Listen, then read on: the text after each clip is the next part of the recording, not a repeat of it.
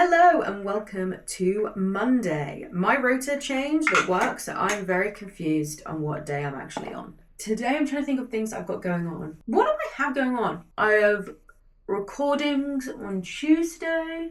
Wednesday is the day that we're going to die in D&D. I was just talking to my DM about this yesterday, that for the first time in his 15 years of being a DM, it may potentially end in a TPK.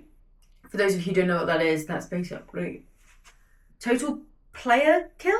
Total party kills. That's what I think it means. Total party death, but with a K, so total party kills.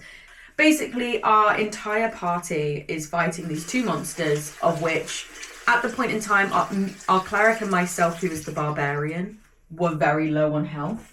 If you saw last week's vlog, you'll see a clip where we realised how fucked we were. But at the point now we're in the campaign, I'm only on 11 hit points. Now for a barbarian, who's pretty good at, certain damage gets halved and can deal out a lot of great hits, for me to be down 11 is a bit tricky. Monk is now unconscious, leaving us only our cleric and our wizard at... Our wizard's at pretty much full health. Our cleric is also very low on health. We had a very honest conversation of this could be it. Now, for a lot of people, they've never experienced a TPK. In my old D&D group, a TPK was very natural. It was happening all the time. My first ever session, when I played a human fighter, I died. I defeated the monster, and then I died straight away. But it was like a gotcha moment. So, to be honest with you, I'm pretty used to a DM doing a TPK. Just take that from what you will. But I'm really devastated if we TPK on this one, because my dwarven barbarian she's such a bad bitch. She's such a bad bitch and I love her. So it'll be sad to see her go. Harry's back on Thursday. Friday, nothing's going on. And then we are going to be seeing on Saturday my friend Millie and her fiance for some celebratory drinks because they get married in 2 months' time. And yeah, have fun. Hello and welcome to Tuesday. It is a day off and I've already filmed a video and then I have a recording with the hidden bookcase later. I think no one's contacted me, and I have a meeting for something else, of which I actually have nothing to contribute because I dropped the ball, so that one was on me. Oopsie. My goal today is I want to read Children of the Wells Volume 4. I want to continue Freerun because I've nearly finished Season 1 of Freerun. And Season 2 comes out sometime this year, I think. Maybe later this year. So I want to get the ball rolling on that. And I also want to read Volume 6 of Delicious in Dungeon because that's going to be the anime that I watch after I finish Freerun. And I also want to watch the Rose of Versailles movie because I've always wanted to read the series. But I'm loving the art style. So I'm about to read the 10th book in my sequels challenge. I am thinking of bumping it up next year to 24 sequels, just because most of my series now that I'm reading are manga, so it's very easily achievable. I don't know, I'm just in a manga reading mood today. I want to read this one anyway, that's been on my TBR. But after watching Freerun and loving it so much, I just wanted to dive into Delicious in Dungeon because loads of my friends are reading it.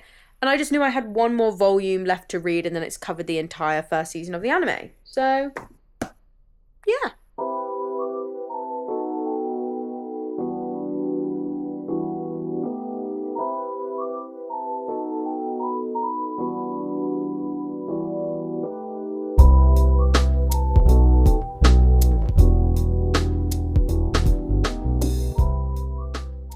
Okay, Strap, I have forgotten what's happened in the first 3 volumes. It's been so long since I read that. So I am actually going to have to remind myself and hope that somebody has written a synopsis of at least the last volume because I'm a bit confused. Right there is my very professional setup for this hidden podcast recording.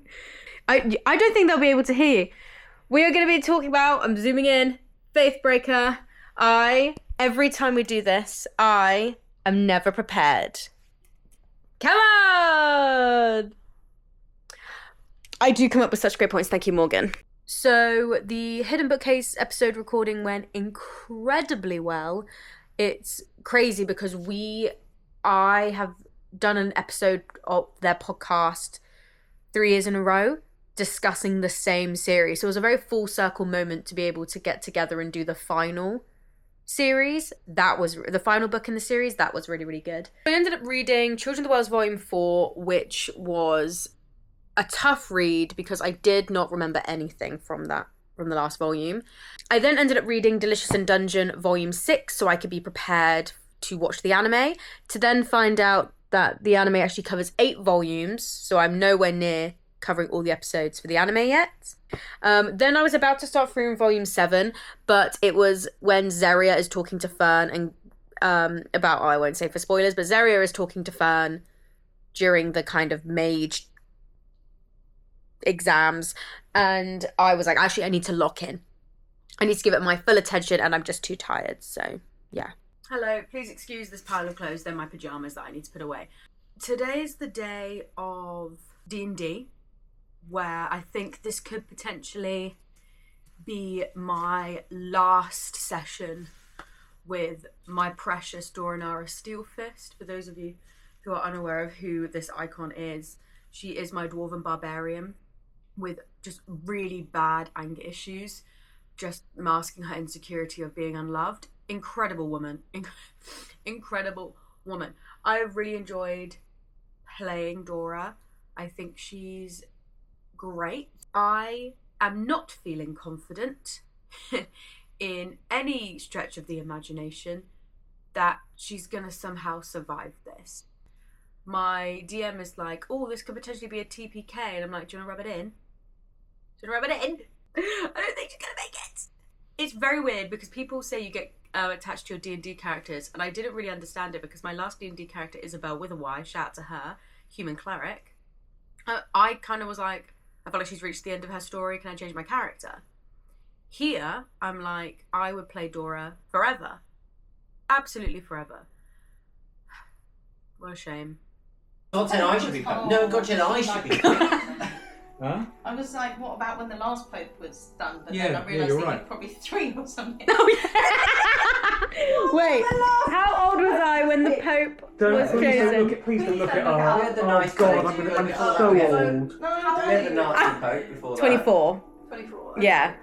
I'm so old, mate. Please don't look it up because I'm going to feel ancient. We had that. He was elected on March 13th, 2013, so I was 12. Oh, fuck off.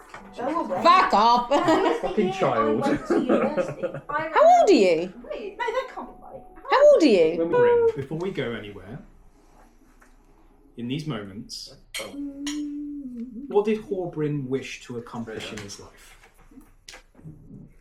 This is actually really fucking sad. To return to Hoppington. The village where he's from before he was kidnapped by the pirates, of which he served on their crew for years now, was an idyllic... He misses Grandma. Sorry. basically Bramley Hedge. Roll the dice. Me. 15! No! 17. 17! Okay! Yay! Oh my god, man, I'm stressed. This dark room, which was I actually could throw up right now. your heroing party's demise. 2 of your friends, unbeknownst to you, feel compelled to leave you as you lie in a pool of blood. Horbryn's will. A crow. If I don't make it. It's like yeah, it's his last word testament. The crow pecks at your eyes and your nose. It hurts. You feel Mort about to reach out to you. Oh, good. Good. Fuck, dude, my hands. Guttural, no, not the guttural, the immensely powerful whispering coming from your deity itself, This actually makes me feel sick. asking you to do more, to continue your work, calls out. But yet more could be a fickle deity. 12. Success. Success! Ah! Oh my god, he's fine! Just closing the door because Harry has come home. guess he won't be bored in the house any longer. Harry has come home. He's home, thank the Lord. But yeah, we survived very much by the skin of our teeth. The only person that was definitely fine throughout the whole thing was my friend Chloe's character. Dan and I were doing, well, Jonathan was doing a death saving throws, but then he managed to get stabilized, and then Dan and I were doing death saving throws. Dan was one bad roll away from his character gone. I managed to roll in at 20, so I was up. She was around. Welcome back to another day of never really understanding what the weather is doing. So yesterday I just turned up in like no jumper, no cardigan to work because I was like, it's gonna be boiling. I was fucking freezing. I had to take a scarf from Lost Property just to wrap around my arms. I was that cold. So today I'm turning up with like a thinnish jumper. I know I'm gonna be sweating so much. What's the weather doing? I'm very close to finishing Cover Her Face. I have probably about 50 pages left. Yeah, about 50 pages. I think it's 256. So yeah, exactly 50 pages left. Overall, I think PD James's style is really interesting. It's very feels very stream of consciousy, and I think she's really good at character psychology, and her characters are great. The only thing is the pacing is so slow. It's interesting enough where I don't want to DNF it, but it's so slow. It's so slow. I have another one of her books which I do want to give a go, so I will plan on at least giving the second book a go, but if I find that the second book is just kind of as slow plodding, then I will leave it. Hello and welcome to Saturday. This is a very much needed weekend off. I had a bit of a stressful week. What is this? Jesus. So we are going out. Probably the best makeup I've ever done. Outfit check. Oh, you can probably see it better here. Most of these have been from TK Maxx today, which I keep forgetting to vlog, so. Well, it is Sunday. I did not film anything from my lovely meal and drinks with my best friend and her fiance. I didn't do it. I didn't fucking do it.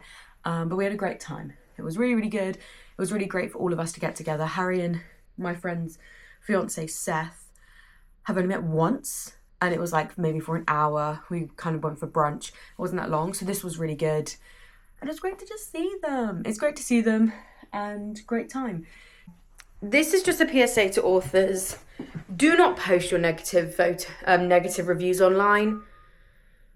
Don't fucking do it. I know that getting negative reviews fucking sucks. It's not good. It's not enjoyable. No one has a great time. I fully respect that. Do not go and post that negative review on the internet because one, it just doesn't look good for you. It doesn't look good that you're in any way, shape or form slating a negative review about your book. It makes it come across like you can't take constructive criticism. It comes across that you can't handle any negativity. It also means that people won't feel comfortable reading and reviewing your book for the fear that you will then screenshot their review and blast it on social media. Also, reviews aren't for the authors. They're for the readers. Reviews are important for readers to gauge if it's something that they like. Also, excuse me on my little spot patch. I'm trying something new. Reviews are handy for a numerous bunch of reasons. Obviously, it means that people will avoid books that don't align with what they're interested in, but that also means people will pick up books based on negative reviews if it's something that they're interested in. So negative reviews aren't always the B1 end all of the world, you know? But just don't do it. On Twitter, there's an author who's just posted, she didn't necessarily slate the person, but she did post a negative review saying, I'm really sad that I don't have a good review on Amazon for my first Amazon review. And everyone was like, bestie, don't look at the negative reviews. And then instead of just going, oh, that's a shame, but there we go, she then kind of doubled down about how the reviewer didn't get stuff about her books because they're not part of the military and all this kind of icky stuff. And all it ended up doing is make her look like someone who can't handle negativity and will turn people away from her books. So just be aware of that. If you start delving into negative reviews, just think to yourself, is that harming or helping me? Because 9 times out of 10, it's going to hinder you more than you think. Just a PSA.